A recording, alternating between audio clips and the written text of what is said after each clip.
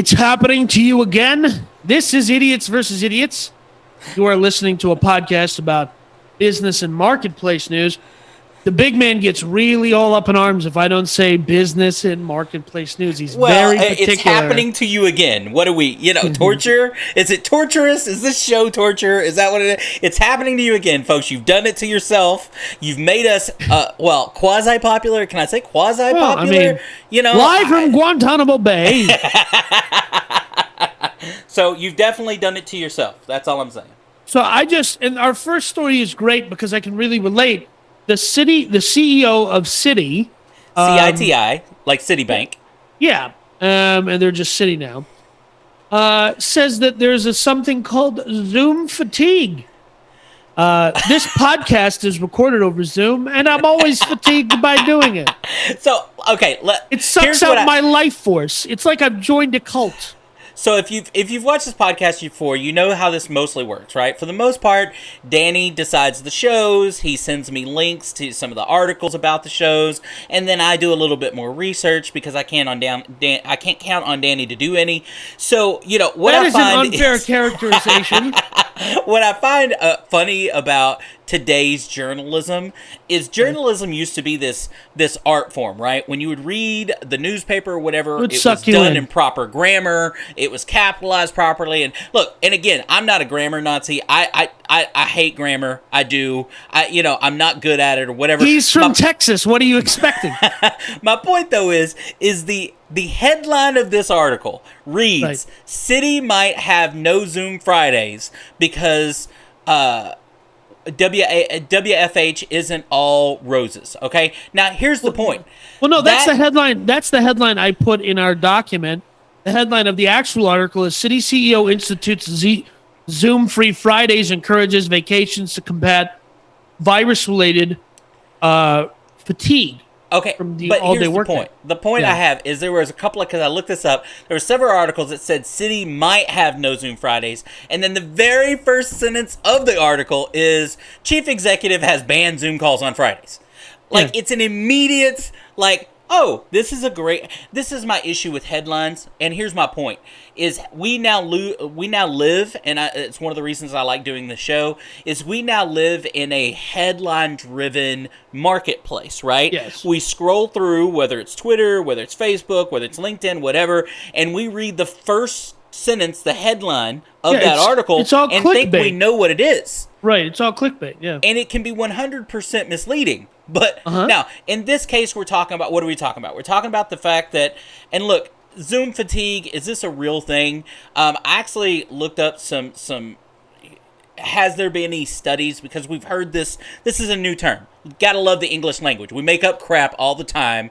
Zoom fatigue, right? And according to the Psychiatric Times, it turns out that... Oh, that's a credible source. Look at you. Yeah, Psychiatric Times, according to them, they're not embracing that there is anything like Zoom fatigue. They're making the argument that if there is, what they think might be causing it, and this kind of makes sense. It essentially says it turns out that the millisecond delay between the virtual verbal responses negatively affect our interpersonal perception and distrust. So if we're talking to somebody in person and I ask you a question and you think about it, I can get that. It's psychological clues that, all right, you're about to lie to me, right? You hesitated. We obviously we now looking at a world where, everything is a hesitation because it takes a certain amount of time for it to go back and forth and that kind of stuff. Lags. So I can see it, right, from a distrust standpoint, but is that really Zoom fatigue, or were we always sitting in too many meetings to begin with? Yeah, so I'm 100% about meeting fatigue. We're going to die by doing meetings. So, the biggest thing for me was when I went from being a full-time entrepreneur, which is just a code word for being broke, to working in an office, which is just a code word for I finally had health insurance. Speaking the American language right there. Which is all of what I'm saying is entirely facetious because I've always purchased my own health insurance. The one time I did go work in an office, I didn't get health insurance from them. So nobody cares, Danny. You don't have to stick up for yourself. You don't have to backtrack. Nobody cares.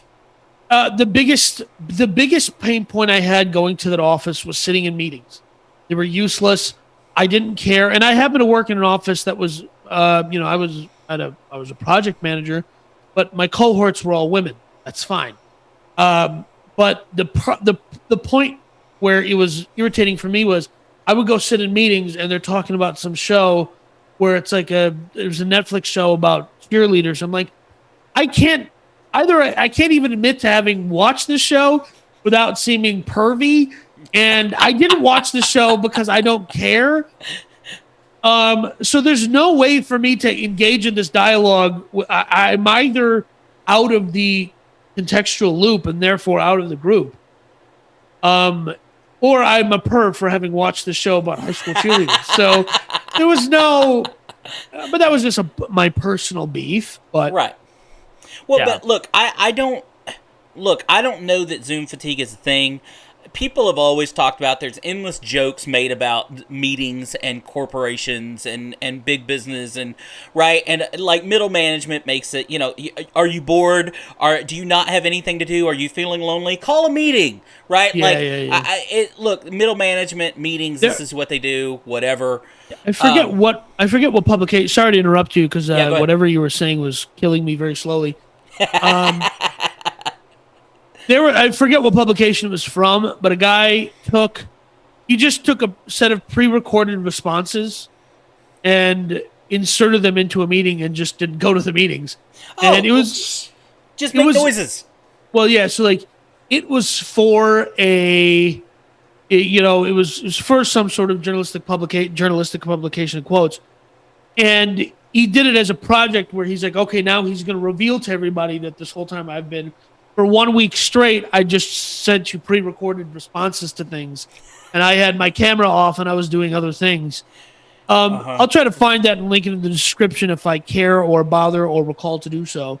But and thankfully, my last office job, I had a lot of conference calls. Right. And which are the same thing. Conference calls were Zoom meetings before, right? Like, and as best as I can surmise, it's a particular kind of hell, right? I despise them. I always despise them in corporate America. I despise doing a podcast over Zoom. The biggest reason, like, he doesn't. He's a complainer. He's an old man complainer. I despise doing them over Zoom. Anything that's supposed to be the better. I am a young, optimistic, hopeful person. Okay? Lies. He's lying to you, folks. He is lying to you, folks. Go ahead. Okay. Well, so I'm just saying, I thought it was interesting that, and there's one line in here that I think is the more pertinent line than Zoom Free Fridays, and I'm going to quote it directly, that the CEO is banning Zoom calls on Friday and is urging employees to take vacation in order to combat the relentlessness of the pandemic workday. Right. Since the beginning of Dos Equis, and now that there's a large swath of workers, I think it's something like 30% of workers in America are going to now be work from home people and partial office attenders,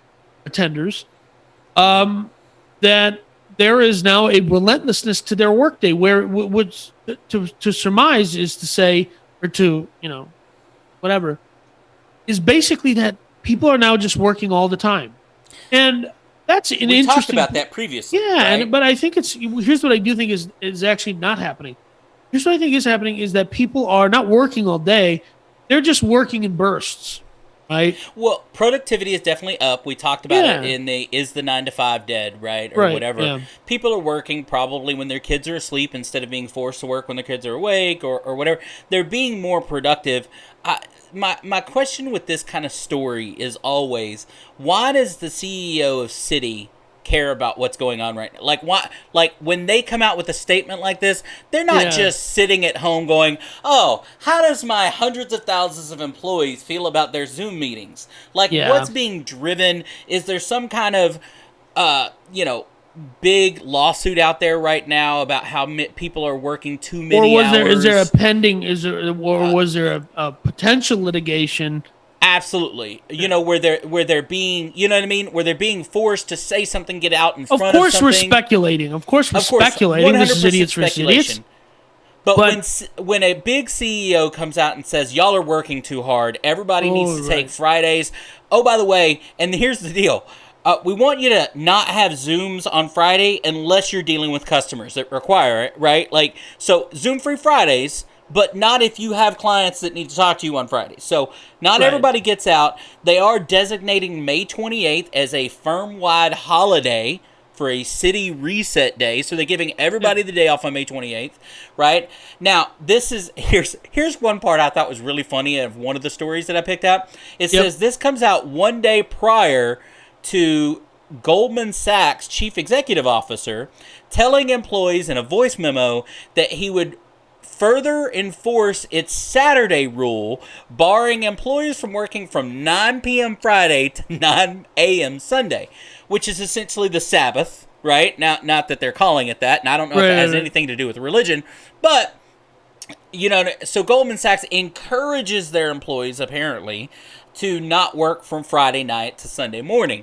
Now, I don't know, you know what I mean? Like, again, how does that happen? Like, what caused any company? Yeah, it's all so perplexing, but there could have been, and, you know, this is something we probably talked about before, is like, you know, when we talk about Twitter or something else, sometimes CEOs could be, you know, they're generally disconnected perhaps from the day-to-day operations of their business. Absolutely.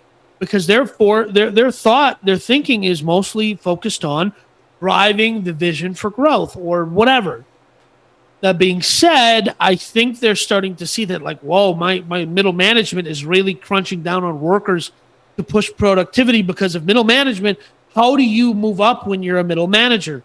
You got to push and force down on your underlings. It's all stat driven, right? Yeah, because it's not performance driven, because the performance is done by the employees, right? Exactly. So it's stat driven of those employees. Exactly. Right? So that putting that into that context helps you understand that perhaps they're going, listen, you can't drive our workers this hard because they're going to burn out and leave. And that is, you know, that's possibly what's going on here. Well, employee retention, I will say this about corporations in, let's say, the last decade. They seem to have finally, after decades of bad thinking, figured out that employee retention is much better than hiring someone to replace you constantly. That employee education is much more expensive.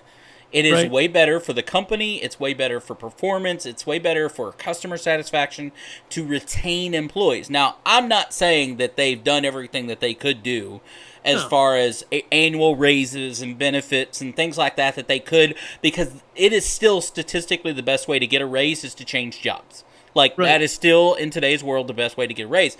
So they haven't figured it out from a monetary standpoint, but they've done other things to try and retain employees.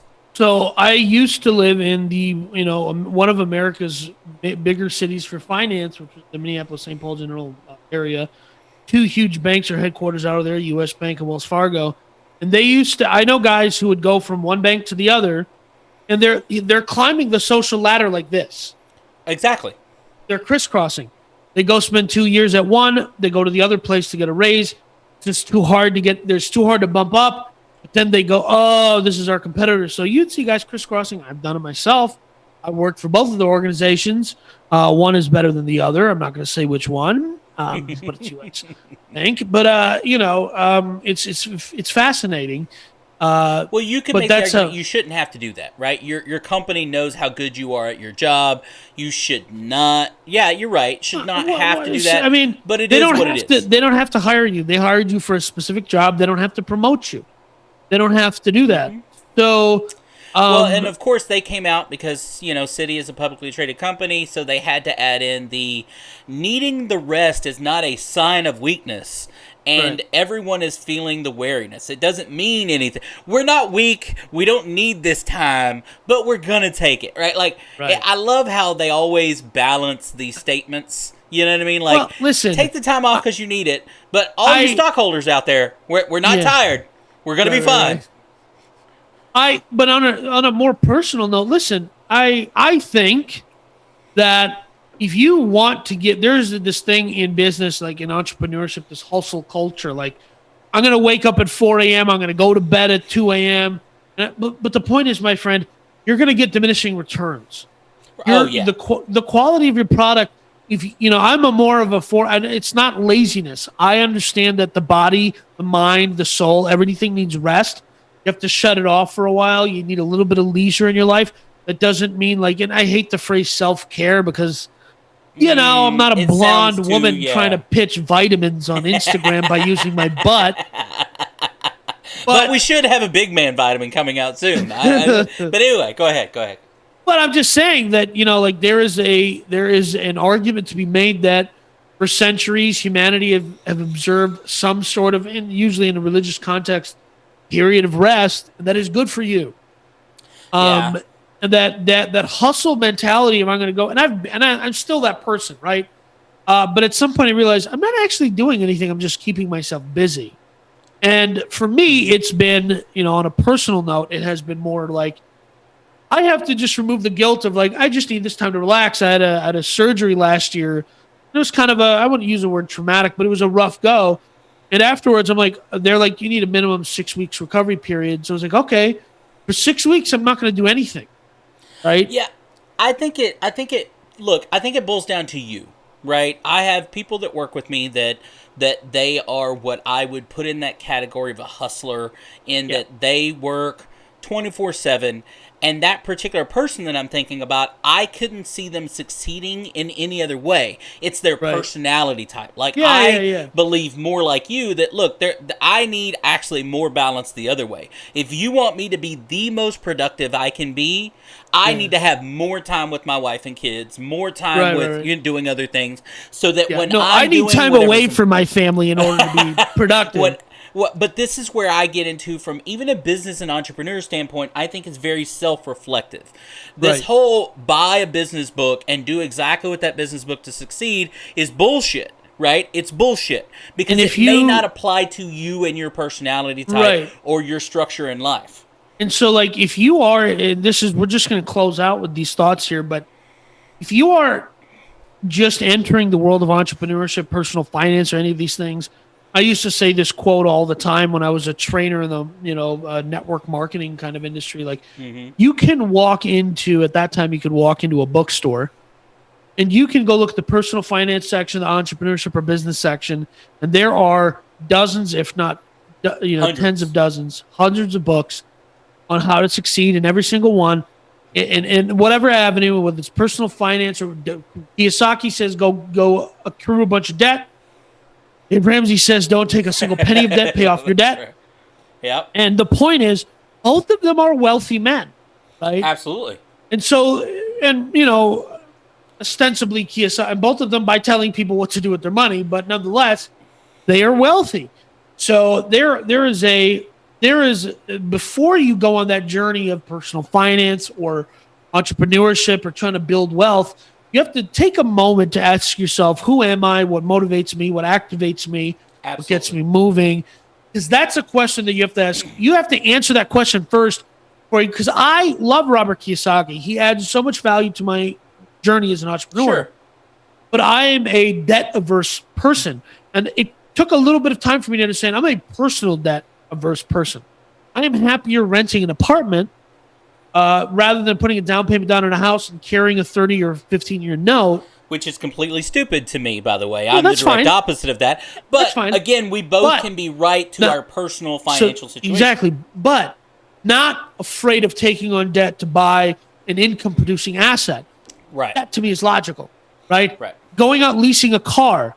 Dave Ramsey would poison your lunch if you went and leased the car. But I think there's times in which that is a logical decision to having a vehicle. Not Absolutely. Always logical. It's not always logical. It depends on the payment, depends on the car, depends on the terms, depends on why you're leasing it. But I'm saying I'm a person who is generally debt averse, who goes, there's a lot of logic to a lot of this stuff because it's a numbers game, and if you understand how the numbers are moving, you can benefit from debt in a particular way. That is all to say. And to wrap this back real quick before we move on, this whole press release, this whole several articles written about it is 100, in my opinion, meaningless. It's an ad thing. The people that need to work on Fridays are still going to work on Fridays. They're still going to have Zoom Fridays, you know. They're still but they're still going to have meetings. If anybody there's nothing in here saying they're changing their policies and procedures of work. If a manager still needs or feels that they need to call a Zoom meeting on Friday, they're going to call it. There's nothing. This is one of those fluff pieces where, hey, that sounds like a great idea that says we're for our employees, so let's put it out there that we're doing this, but it's not going to affect anybody that this is what they do. It's called earned media. Right. The CEO said it. There 15 or 20 articles went out that they didn't have to work to get. And now the biggest and fastest growing business and marketplace news podcast, Idiots versus Idiots, is now talking about it.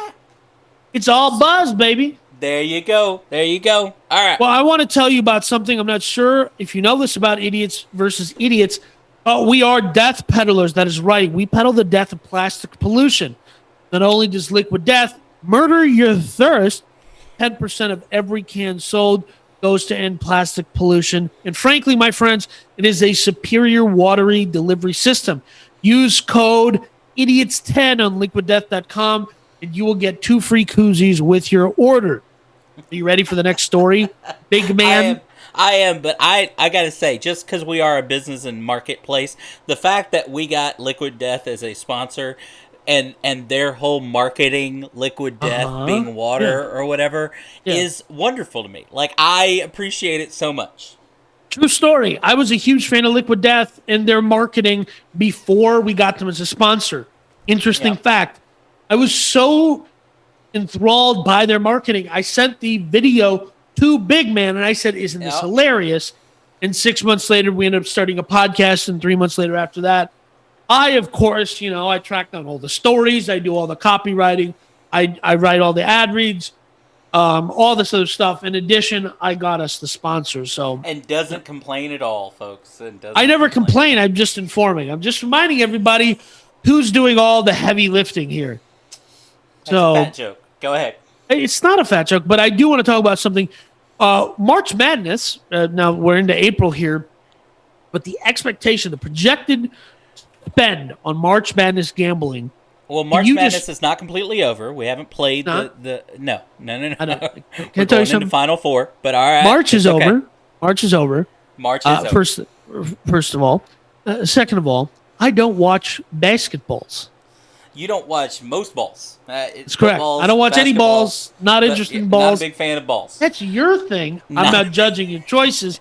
This is America. We're all God's children. God bless. Well, and we didn't just jump into being a sports show. What he's really talking about is March Madness betting. Okay?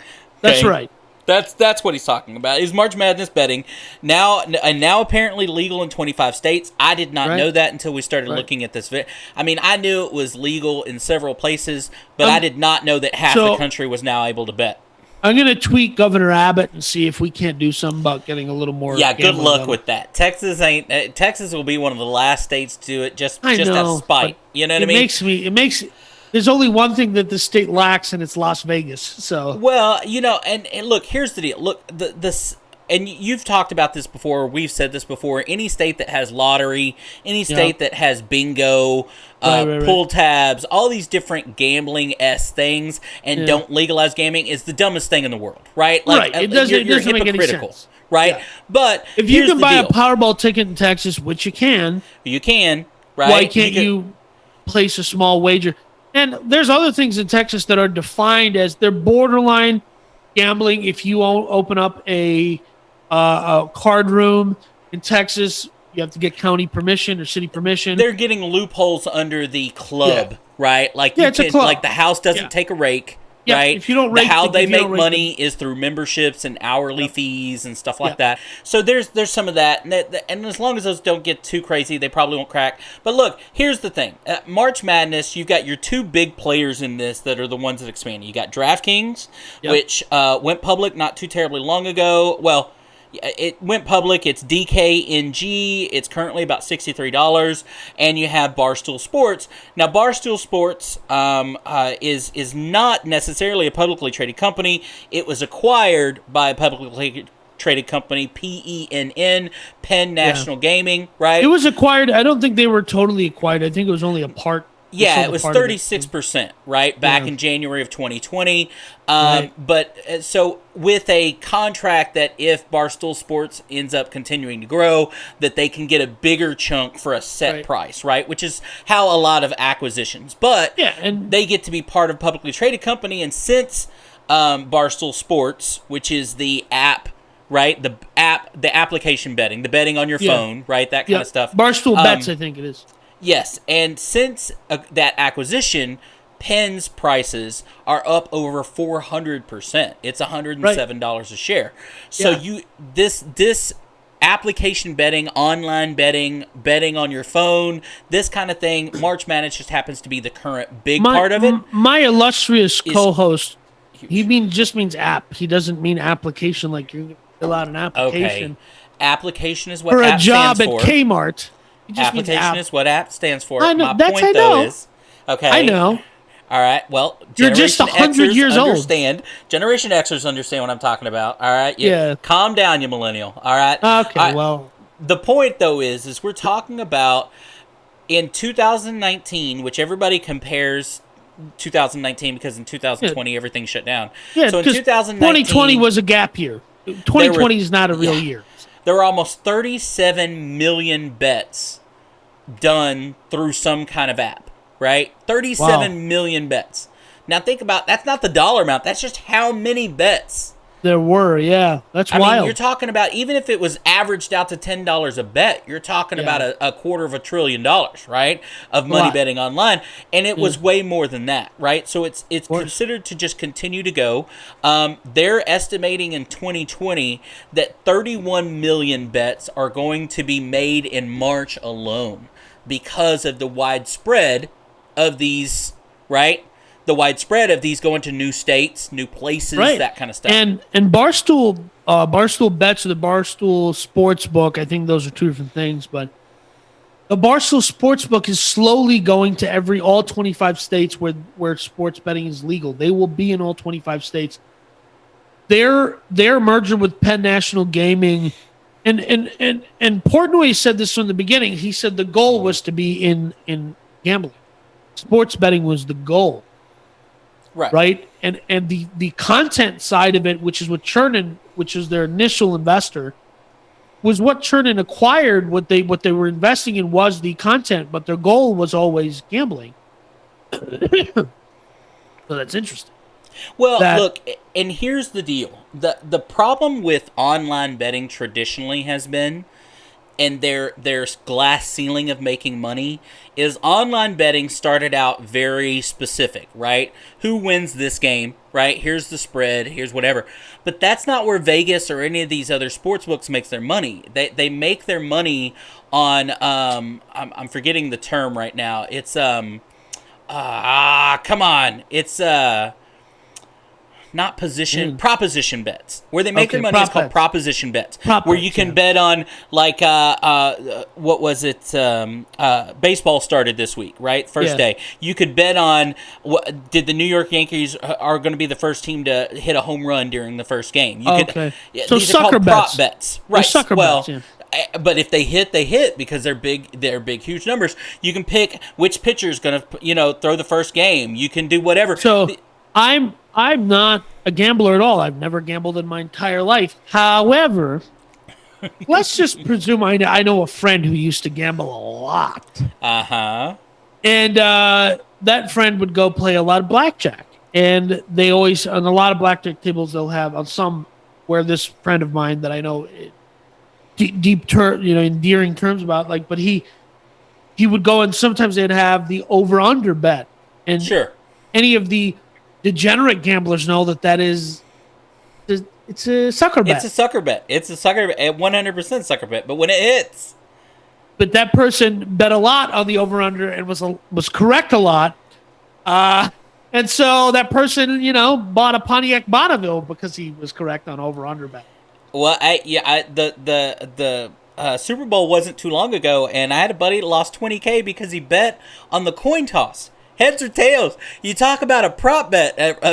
You pick one. He lost 20 grand. He bet tails. 50, it was heads. Okay. Hey. But still, that's where Vegas makes its money, right? Is the proposition bets.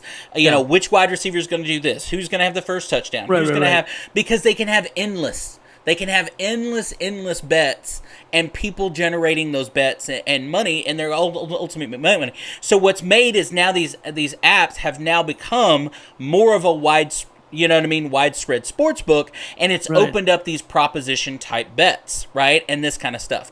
So you can have a state out there, and I'm sure there's several of these 13 new states that even though they don't have a casino in their state yet, they've approved online betting. Yeah, right? And I just think that that's only half the country. Okay, it might not even be half, but what I mean is like half the states, because 50% of America's population lives in 2 counties. So right, well, and look, here's the point. It's going to grow, right? Yeah, and then these stocks are going to reflect that growth because it's all about income. Right, and we're not here to give stock advice, but we're just saying, hey, hypothetically speaking. I'm not here to give stock advice, but I can also spot trends. Again, I would never tell anybody what to do with their money, but I'm saying is, you would never tell anybody what to do with their money, except every time before we start these Zoom calls, you force me to go through my personal budget, and talk about where I've spent money this week.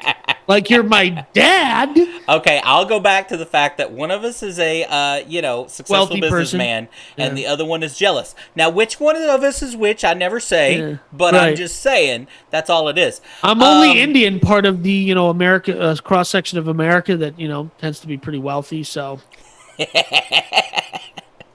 and one of us is wearing one of us is wearing a cowboy hat. So we'll figure out who's who. Woohoo! Right. Well, the reason I included the story, I am not a sports person. Don't care about sports at all. I've talked about this. Don't care about balls. I'm not into it. If that's your deal, God bless you. But I don't care. But when I saw that figure, $8.5 billion. Yep. I'm into that. I'm into any, if I could bet on MMA, I would do it. Right? Well, and that's all of this. I mean, that people think football, they think basketball, but baseball you can bet on is anything. Big betting. Yeah. You know what I mean? MMA they will is big take betting. your money. Any of these betting outfits will take your money for anything. Well, right? and Vegas. They say Vegas always wins. I don't know what alien calculation they have going on in Vegas where they come up with all these odds and they move them during the week based on betting and all this. And you have all these different sports betting podcasts out there that all have their theories and their, what I mean, whatever. But man, oh man, there are people that make a crap ton of money betting, and there's people that lose a crap ton of money betting. The point is an app like Barstool Sports or DraftKings or whatever, they're making money whether you lose or win, right? It's all about transaction fees and advertising and whatever. Of course. They're going to figure out how to get money paid. either way. That's and totally if they're making money and you're an investor in those companies, you're making money too, right? So I think, look, I'm a big fan of actually the DraftKings app. I think they have because we are a business and marketplace news podcast, they have done very well with their business marketing and things of that nature.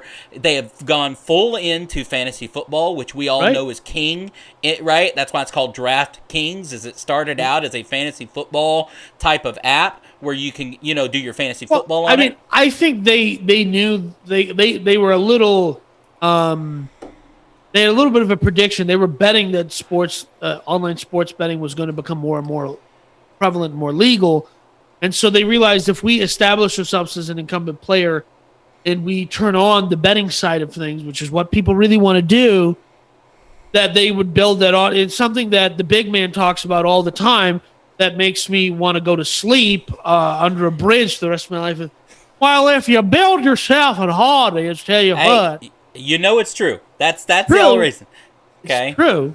but I don't want to hear you talk about it anymore. But the fact is if you just said it, if I can build people that want to bet in the fall on football, they're going to want to bet in the spring on baseball or on basketball. They're going to want to bet in the summer on baseball, and so on and so forth. So it's you know, and the thing about gamblers is they want to gamble. Well, like and it never stops. They want to gamble on the next thing, the next thing, the next thing. Yeah. So they did. They found their people, and that's what got it. And now you're talking about $1 billion industry that really only has two big players in it, right? And the way they're going forward. Look, you don't have these Las Vegas casinos trying to build one in Austin, Texas. It's too expensive. The land's too expensive to build. It's too expensive. It's too expensive to maintain. But if Texas was ever going to allow, it's going to be these apps, right? Yeah. And then just tax it. And that's what it is about these states, right? Which is why I say Texas will be one of the last. The states that get on board with this very quickly, probably if you were to look at the states that need money, it's a lot of these states on this list, right? Right. Because you need money, you need taxes on this, you need to pay a fee, whatever. Right. Texas doesn't quite need it. It's one of the reasons you don't have a lot of things in Texas, because the argument is always, well, do this and you get this, right? From a state standpoint, whatever. You get a taxable result, or you can tax on something. Texas is not one of those states that, and it bums me out. It bums me out because I hate having to charter a jet or something like that. If I'm trying to go up to the WinStar, I'm saying my friend who likes to gamble, he wants to go throw some cards around, he has to fly up to WinStar. I mean, who's getting in the car and making a 4-hour drive? Only a degenerate does that. He has to go play on a gambling boat somewhere in Louisiana or somewhere on the Redneck Riviera in Alabama. How did that happen? Like the riverboats, and people, if you don't know, if you ever gamble in Louisiana, the only place that it's legal is technically on the river. So you have these hotels that are built on riverbanks. You walk down a big ramp to go from the hotel to the gambling casino, which is technically floating on the river, but it's really not. It's a stationary object. Well, but it makes it legal in Louisiana. So that it does. The logic is it's simply this much. The government is like an organism, and every time it makes a law, it's like you broke an arm. Your muscles in your body, if you break an arm, will compensate for that broken arm in one way or another. Sure. And so the government said you can't have a casino on the land, but the waterways, on the other hand. Riverboat gambling, I guess. Yeah. Whatever. Nonetheless, I do want to talk about something very important. The Up Yours Club. Woohoo! We are debuting our exclusive club, which is now open to anyone. It's free to join. All you have to do is give us your email address. You can go to upyoursclub.com, and you can send us a one-time tip or an ongoing non-tax deductible donation. Now, you have to talk to your tax attorney to determine if this donation is taxable or non-taxable or whatever, or tax deductible. I can't tell you if it is or isn't. How you choose to fill out your taxes is not mine and Danny's business. That's all I'm saying. If you choose to even fill them out all together, because taxation is theft. So I wanted to ask you if you're familiar with something, goPUFF. Now, if I said the word goPUFF to you and I said it's an app and it delivers things to your house, you would think, was this app started by Willie Nelson and Snoop Dogg? That's right. All right. Well, are we talking Snoop Dogg, Puff Puff Give? What are we talking about here? No, Puff Puff Pass. Puff Puff Pass. Why are you so old? I did it on purpose just because I knew it would irritate the crap out of you. But go ahead. goPUFF. Isn't that the Harry Potter thing? No. That's not the Harry Potter thing? No. So, goPUFF is a digital convenience store backed by SoftBank. And this weekend, so this is being recorded, at the beginning of April. And right now on Hulu, you can go watch the documentary about WeWork. WeWork's largest investor was a company called SoftBank of Japan. It was a huge $47 billion flop. Now, this app called goPUFF, the digital convenience store, sounds like a cannabis mobile dispensary to me, but apparently it's not. It's a huge bummer. Well, but look, here's what I like about it. The story actually is, and Danny sent me this story, and the story actually is two college kids out of Philly, right, decided to Terrible start town, this company. good sandwiches, but the whole town is stupid. Started It smells this like a company sewer. where they're going to Philadelphia start smells like a sewer. delivering things to a bunch of their college, you know what I mean, kids, crap Started that with other booze, places. right? The fact that I didn't know there was a delivery app that delivers in my city that I can just download, and it's worth nearly $10 billion, which, the government printed so much money last year, valuations, cost of goods, nothing's going to make sense in the next 10 years because it's going to be inflated all high heaven. It already doesn't make sense. It's already through the sky. None of it makes sense. We've talked about that like crazy. I do look. The quote from this article I think is great. And again, going back to the digital convenience store, the different aspect versus DoorDash and Postmates and stuff. We have people from all walks of life ordering goPUFF, whether it's a mom who needs her diapers or a baby products delivered, or a pet owner needs pet food. And look, that's the deal, right? Like for decades now, you don't want to go all the way to Walmart. You don't want to go all the way to H-E-B or whatever. You just want to walk in, get the one thing you need, and get out. Pet food, whatever. And you're willing to go into that 7-Eleven and pay twice as much for the Tylenol, twice as much for, or in some cases 3 and 4 times as much, right? For whatever, diapers, whatever it may be. You order from this place, you're paying the same fee, but it's delivered to your door, right? I remember once in my, early adulthood, I was living still with my folks, and, my dad's like, anything you want, you put it on the list. He goes to Costco, Sam's Club. It's his whole Saturday routine. Mm-hmm. And I was like, we're in dire need of Q-tips. He's like, well, it's Monday. I'm not going back to the store until Saturday. I just walked into Walgreens, bought a small pack. It was $3 or $4. He's like, right. You realize, here's me doing my father's accent now. You know how much I pay? I buy big box. How much? I pay? $4. You buy small box, $4. You're stupid. And I agree with your father in this instance. Yeah. So, but that's I'm allowed to do that accent, by the way. I'm brown.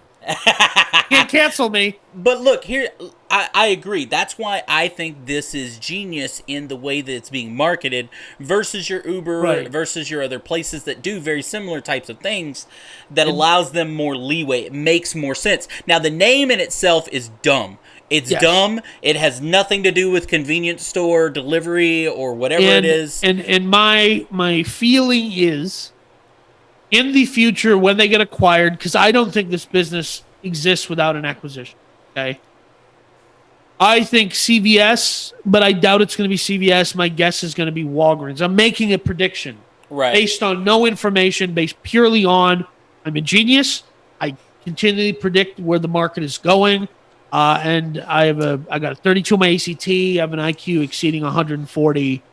I'm brilliant. I'm a soothsayer. I can see the future. Sure. Yep.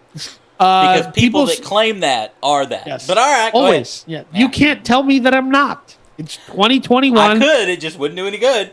Yeah. You identify as a genius. Yes, I get it. I do. I identify as a billionaire, and the bank refuses to refer to me that way. Those bigoted jerks. So I think Walmart comes along and buys them, and I think there's a future where they take all the analytical data from all of the orders, and they say, listen, you guys are going to stock these 15 items. And I don't know how they deliver right now with contract delivery of drivers. I presume they're not delivering in vans. They're going to have Sprinter type vans. They're going to have the Amazon Prime vans or whatever. And they're just going to have a stock of the hottest selling 20 items. And they're just, every morning they're going to go fill up at their distribution center or a Walgreens store, whatever. And those 15 or 20 items are always going to be in stock.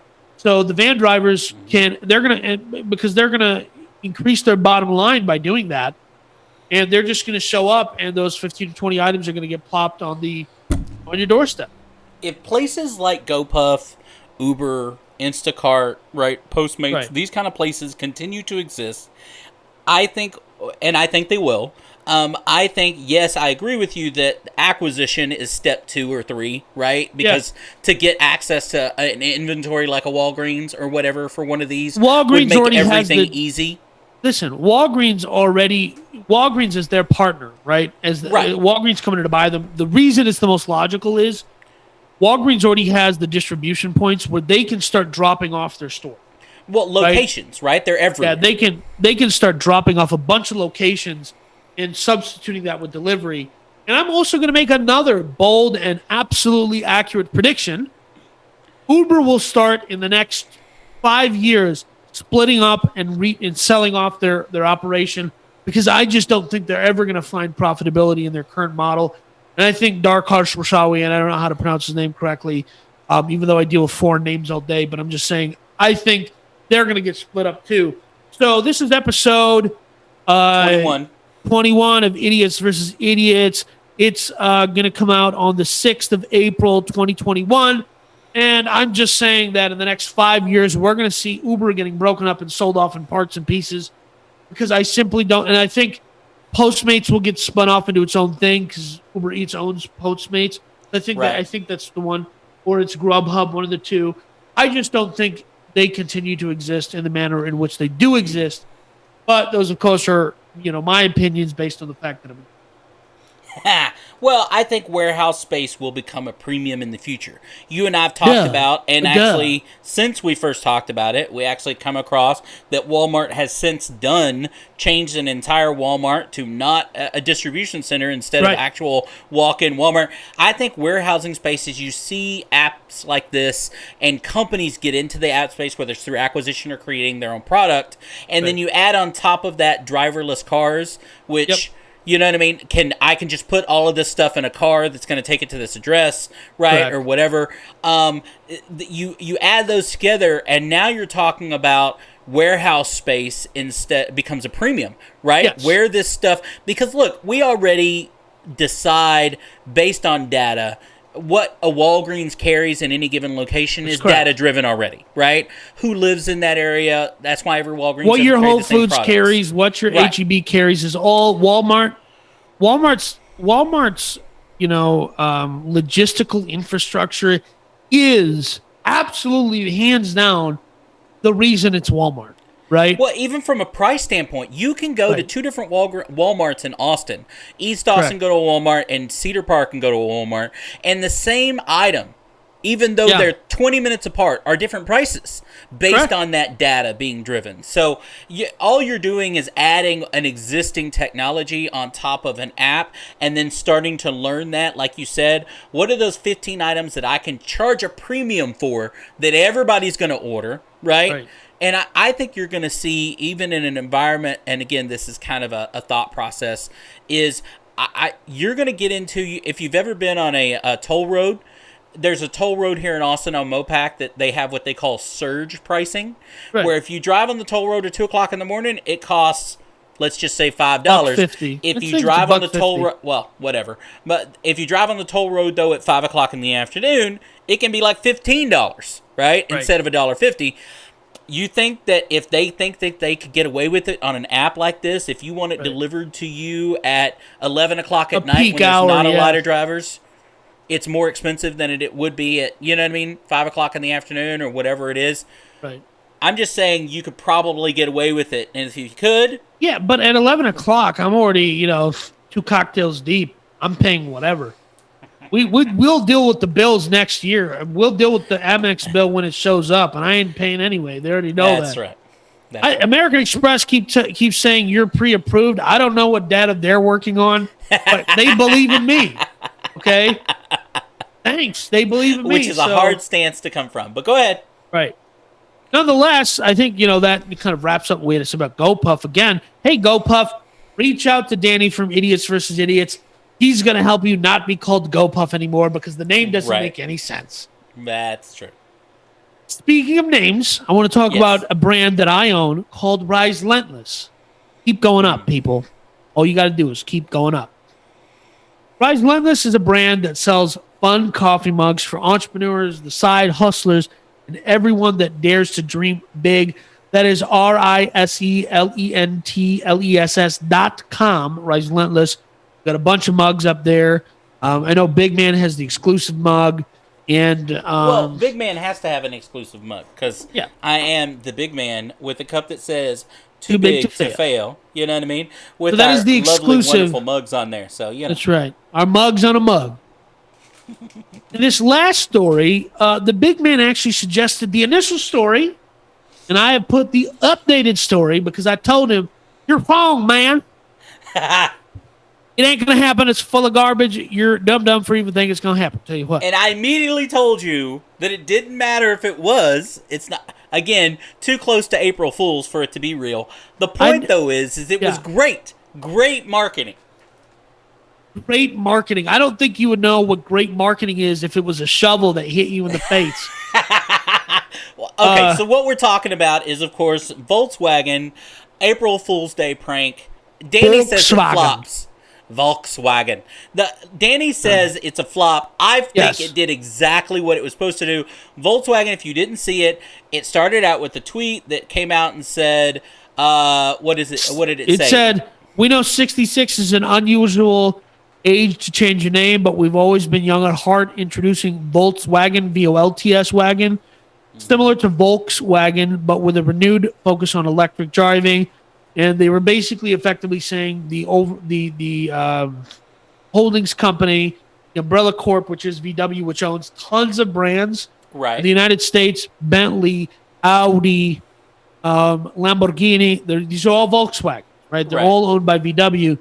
And listen, the reason why I call it a flop is because it was dumb. It was a dumb idea. Because it's not dumb.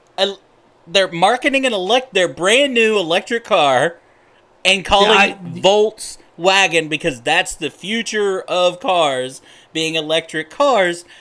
Look, there's a reason you and I are sitting here talking about it. Like, that's the whole point of any marketing, is to get people to talk about it. And the fact that we all knew it was fake, it was 3 or 4 days before April Fool's. Come on, give me a break. So I'm actually using a Car Scoops article which says, "The company that hid the truth about diesel emissions also lied about Volkswagen." So the reason I'm calling it a flop is simply because they are still in kind of a milieu, if you will, of, hey, remember when you guys lied about diesel emissions? Now, I, as a person of my specific ideology and beliefs, support them in lying about diesel emissions. Of course you would. Where I'm the direct opposite. You shouldn't lie about something like that. Go ahead. Yes. And true story, subsequent after their lie about diesel emissions, I got my father to buy a Volkswagen because I wanted to support them. Of course you did. But look, again, that it doesn't. None of that matters. This is not a lie. This is a marketing stunt. There is a difference. Yes, so the reason it was a flop is because I think a lot of the media is like, they're lying about it. And they spent too much time pretending like they were being serious. Whereas if they had action, so what they did wrong, here's why it's a flop. They should have just come out on April 1st and not have said it any time before April 1st. Because if you had just waited till April 1st to say it, everyone would be like, "Oh, that's funny, joke, blah, blah, blah." Right. In fact, it was like March 26th, 27th. And it wasn't until the 29th and 30th where they were like, "Just kidding, April Fools." Here's what I think. I think this was actually a sincere effort on Volkswagen's part, and they were actually going to do it. And the feedback was so sour. They're just like, you think they were testing it? You think they were testing it? Yes.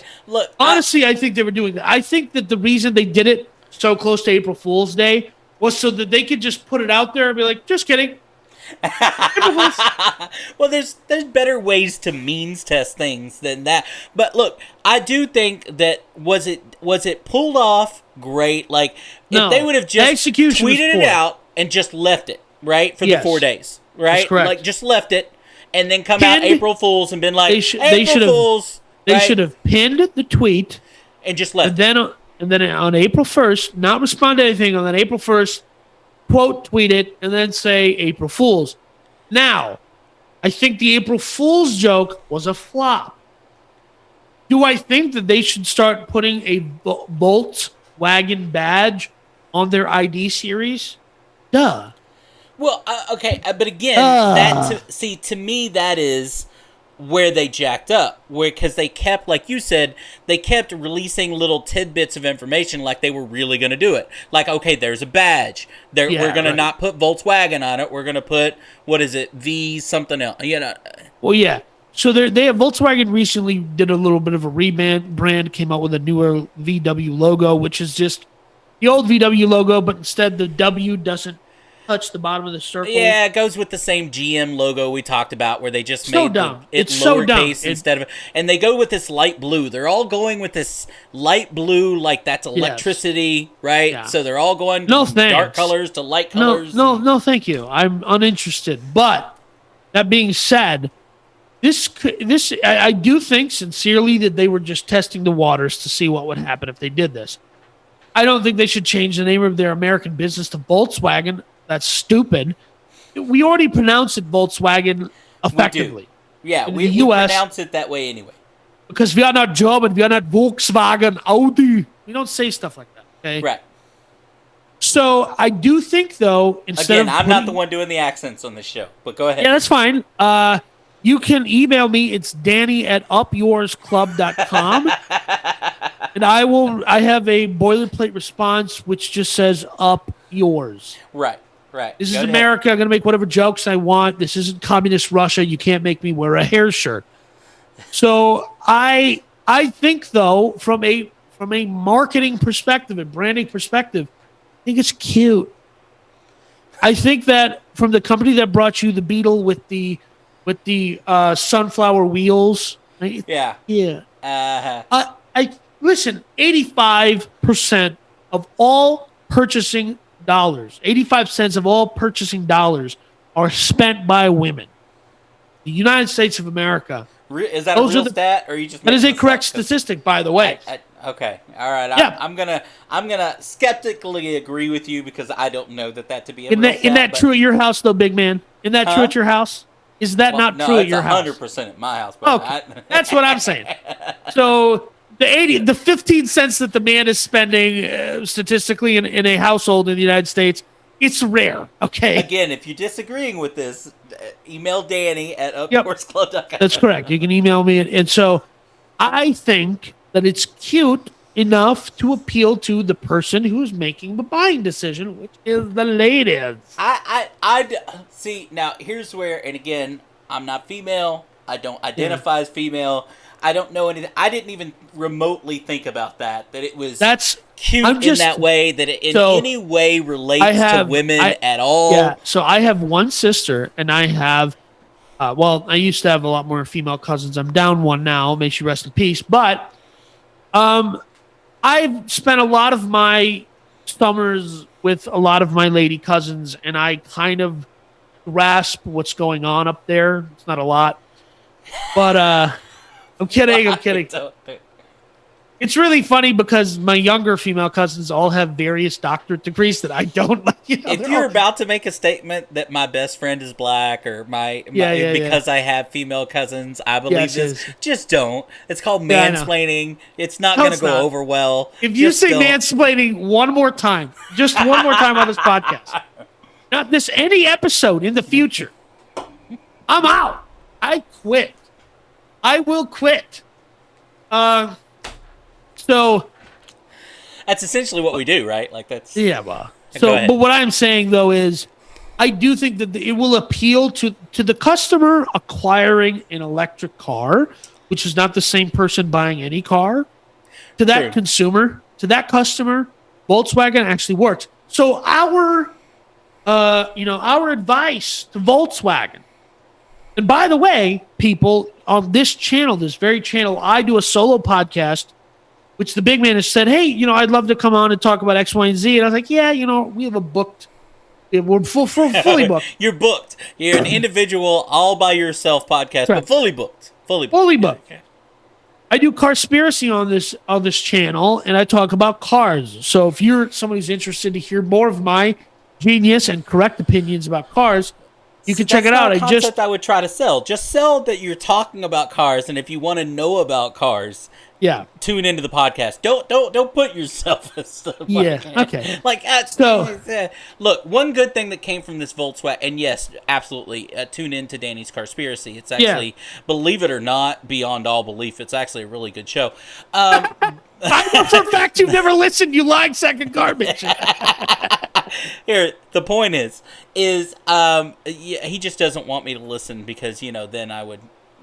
Anyway, here's the point is, one thing that actually came out of this marketing stunt that I think was probably brilliant and will probably stick around if they're smart is one of the quotes that came out of this was, "We will build EVs for the millions, not just millionaires." They can take that and run with it for the next decade as a tagline and do really well.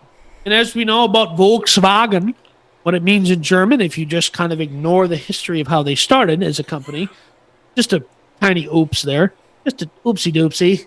Yikes. But what are you going to do? Subaru and Mitsubishi are two companies that used to make these planes that crashed into Pearl Harbor, and America still loves buying their cars. Well, exactly. Subarus, Mitsubishis are dumb. That's just my opinion. I will do an episode about how I can fix them. But I think that tagline could do well. Yes, is all I'm saying. So that I do think they're called the people's car. That's what it means in German. So I do think that they have, and they're actually like I said, I got my dad to buy one, and he loves it. Right. So my only issue with them is the technical part. Is if you've ever worked on a Volkswagen, which I've worked on cars my whole life, if you've ever worked on a Volkswagen, you know that they don't use the same tools as everybody else does. No, they use their own specialty tools and screwdrivers and nuts and bolts on them that are for there is a particular license plate bolt screw that you have to have that you can't even buy in America. You got to go to Germany to have it shipped overseas to buy. Listen, I will just say this much. I didn't actually get my dad to buy one. I got him to lease one. So I'm a car guy, and this is not the Carspiracy podcast, but I'll just say this much. Volkswagens make great leases. They make better leases than they make purchases. That's just my opinion, but I'm saying I have a general concept of what a lease goes for right now. And if you want a midsize SUV like a Tiguan, you're not going to get a better deal than going to get a Volkswagen. I don't like working on them. That's all I'm saying. I don't work on anything. Well, I don't work on anything anymore. But the whole point, my grandfather coming to this country was so I wouldn't have to work on things. Spoken like a true millennial. That's like right. a My true grandfather American. did not work so hard so that I needed to work at all. That's correct. Woohoo! Daddy, you are the essence of a millennial, my friend. Thank you so much. And of course, as always, I like to give a piece of parting advice. If you have an old microwave in your home, make sure you hold on to it. Do not dispose of it. It is a great way to destroy hard drives and secure your data.